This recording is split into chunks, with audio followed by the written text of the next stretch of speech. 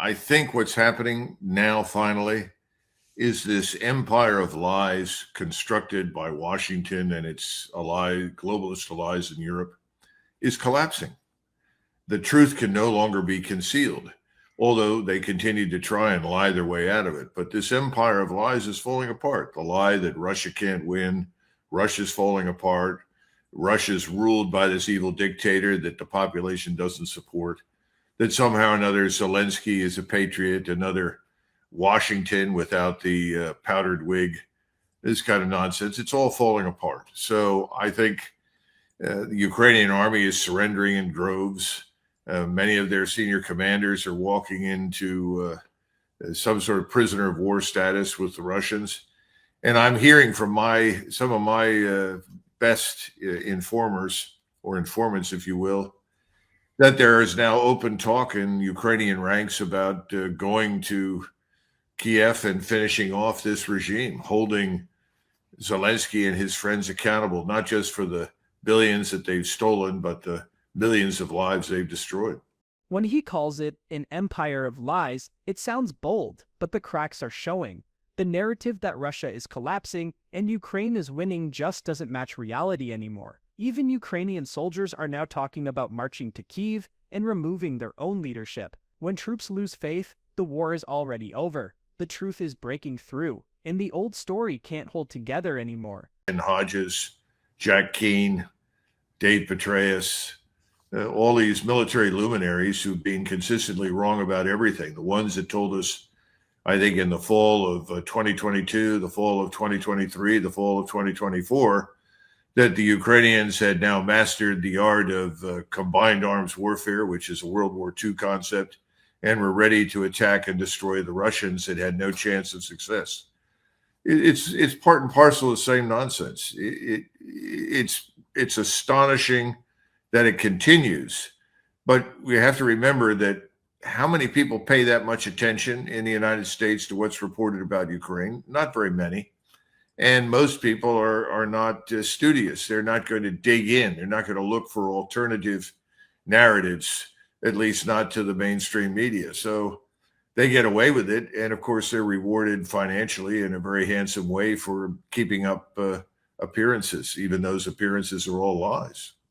These so-called experts were wrong every single year, yet the media keeps elevating them. And because most people never dig past the headlines, the same failed narratives get recycled and rewarded. It's a system built on repetition, not truth. A center that we can go to and say 20,000 Ukrainian soldiers deserted last week or last month. We don't know.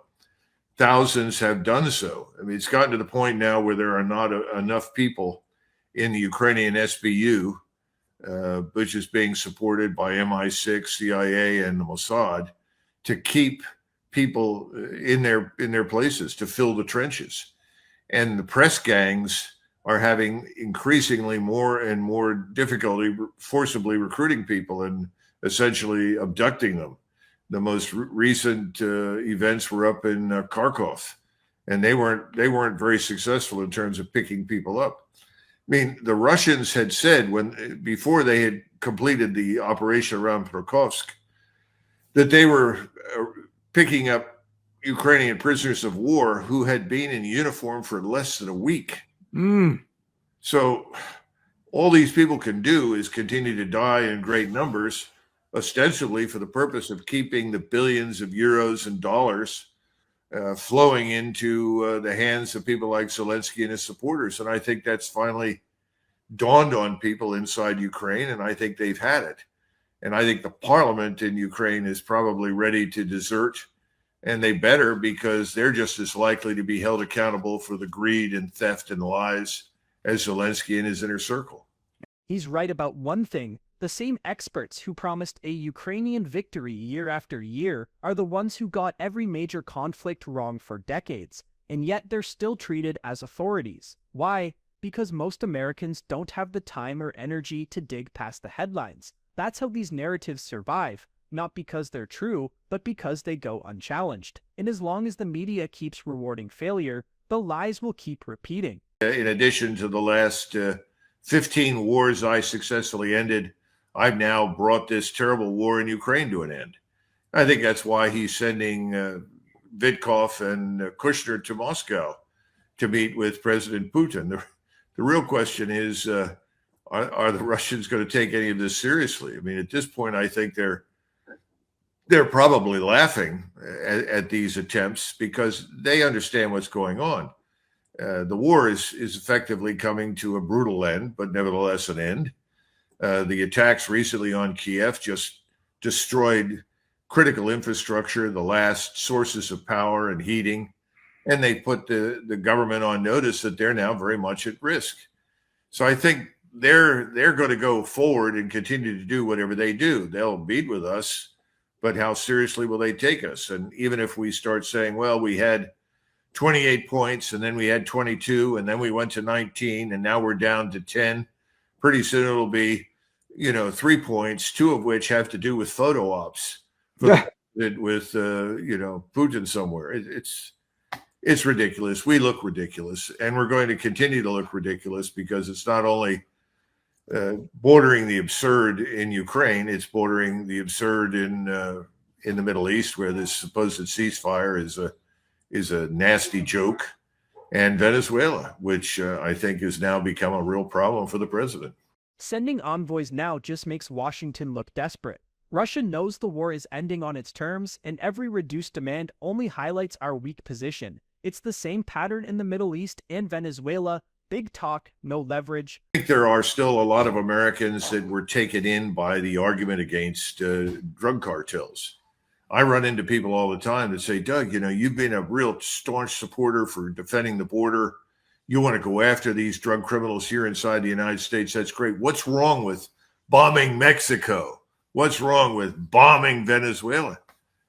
And I keep trying to tell them that you're not going to accomplish much other than kill a lot of people that we'd rather not kill, who are not necessarily our enemies. And then secondly, infuriating much of Latin America that is already not terribly enthusiastic about us at this point. And we really need to solve the problem here at home. This is where the appetite is. This is where the consumption occurs. So let's deal with it here. And, people still think there's something to be gained by attacking any country that is allegedly involved in drug and human trafficking that ends up in the United States.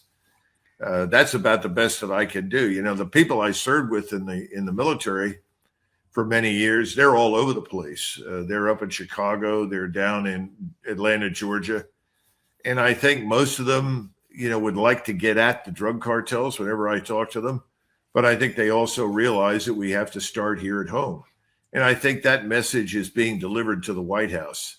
There are a lot of people very frustrated with all the promises that the president made regarding our handling of the situation here in the United States, not just regarding the border, but immigration, criminality, and it hasn't really worked out. It hasn't happened.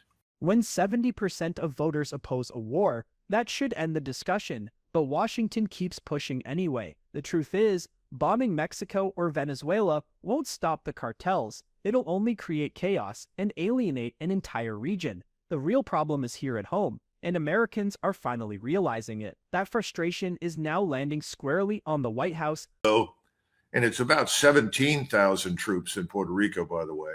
Wow. Lost track of how many thousands of Marines are floating offshore. But it looks as though the idea is that there would be some sort of internal coup. How this is going to be staged and executed is anybody's guess, but the idea is that you get Mrs. Machado installed, and then you seize things along the coast, which can easily be done by the Navy and the Marines. And then you bring in large numbers of Army infantry to operate as a quote unquote stabilization force. Now, we don't know what the underlying assumptions are, and these are very dangerous. Your assumptions drive everything. And there have to be some assumptions that say there are enough people unhappy with Maduro that they will support the armed coup against Maduro. Who knows? I don't know what the numbers are. That's hard to buy into. But I do know something that has happened recently, and that is that the president has just announced that he wants to talk directly to Maduro.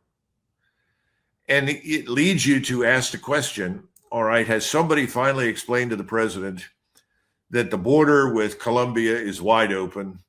There are thousands of Colombian paramilitaries willing to come over. And even though they've had their differences with the Venezuelans, they would easily join in and fight with them against us. Is the president aware that the border with Brazil is a triple canopy jungle, almost impenetrable? There are only a couple of points where you can cross the border, and those border points are equally open. No one is going to stop anybody from coming in. So you could end up with 50 or 100,000 Brazilian paramilitaries that are willing to come in to make life miserable for us. Maybe some of that has hit home. And perhaps he recognizes this could be very, very costly at a point in time where our, as you've just pointed out, our financial system is fragile, our economy is weak, and maybe this is not a good idea. So what he's trying to do now, I think, is tell Maduro, look, instead of paying somebody $50 million to kill you or remove you, we'll give you $50 million if you will willingly give up your post and allow us to bring in Mrs. Machado and replace you with Machado. And if you do this, we'll grant you immunity. You'll never be tried in any courts of any law that we have influence over.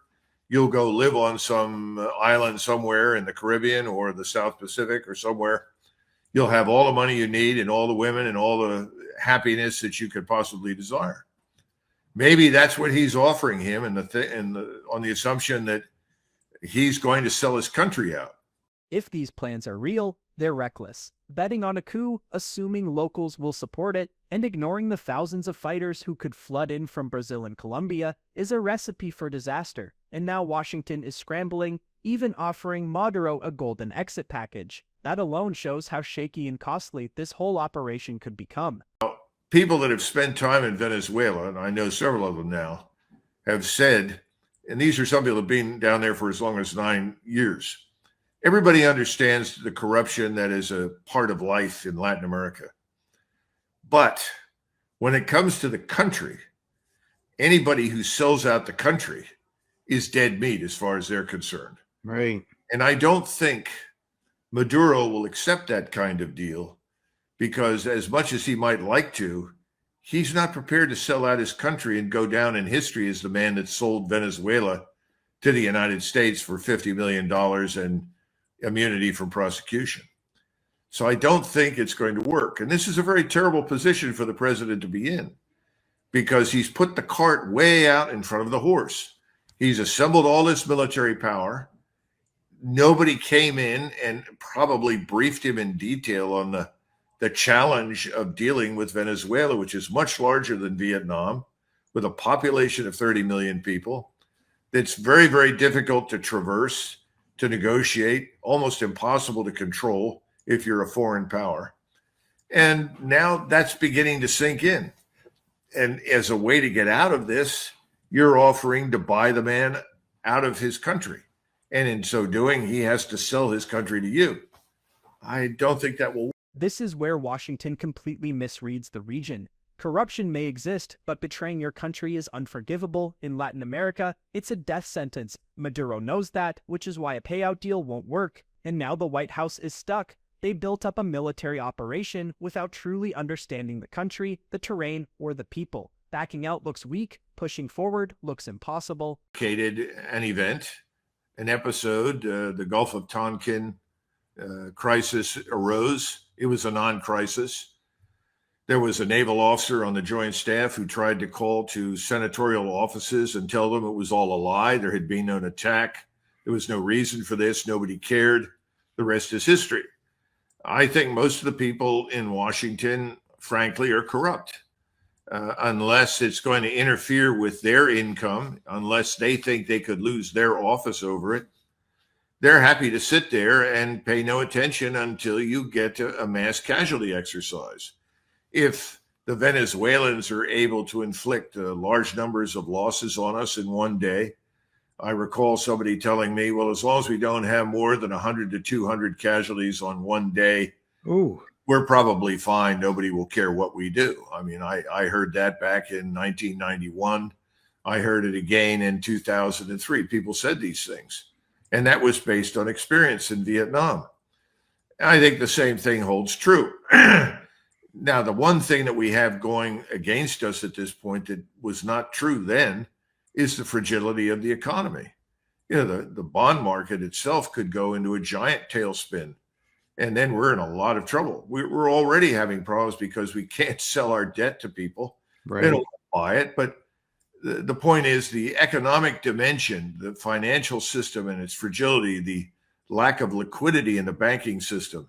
There are all sorts of emergency meetings happening with the New York Fed and the Dallas Fed and other people where these issues are being discussed. That was not true in 1965. It wasn't true in 90 or 91. It wasn't true in 2003, but it's true now. This is the danger of repeating old mistakes. Washington has a history of manufacturing crises and expecting the public to look away, as long as casualties stay low. But today is different. The US economy is fragile, the debt is unsellable, and even the Fed is holding emergency meetings. A foreign conflict now wouldn't just cost lives abroad, it could trigger a financial collapse at home.